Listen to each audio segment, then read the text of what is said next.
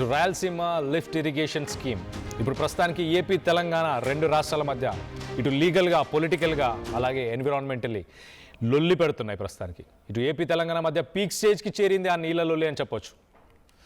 ఇటు సీఎం రేవంత్ రెడ్డి ఆయన చేసిన వ్యాఖ్యలను ఇటు ఏపీ సర్కార్ కూడా ఇప్పుడు ప్రస్తుతానికి తప్పుపట్టింది. తన విన్నపంతోనే ఇటు చంద్రబాబు నాయుడు రాయలసీమ లిఫ్ట్ ఇరిగేషన్ స్కీమ్ని నిలిపివేశారంటూ ఇటు రేవంత్ రెడ్డి చేసిన వ్యాఖ్యలపై ఇటు ఏపీ సర్కార్ ఒక్కసారిగా రెస్పాండ్ అయింది.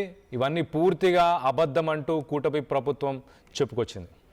జగన్ హయాంలో కూడా అసలు ఎలాంటి అనుమతులు లేకుండానే ఇటు రాయలసీమ లిఫ్ట్ ఇరిగేషన్ ప్రాజెక్టును చేపట్టారు. అప్పుడు ఏపీ సర్కార్ అంటూ ఇటు ఏపీ సర్కార్ దీని మీద స్టేట్మెంట్ ఇచ్చే ప్రయత్నం చేస్తుంది. ఇటు సీమకు రోజుకు 3 టీఎంసీల నీరిస్తామంటూ ప్రచారం చేశారు ఏపీ సర్కార్.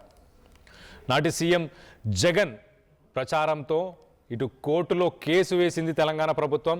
అలాగే కేంద్ర ప్రభుత్వంతో పాటు ఎన్జీటీలోనూ తెలంగాణ సర్కారు ఫిర్యాదు చేసింది.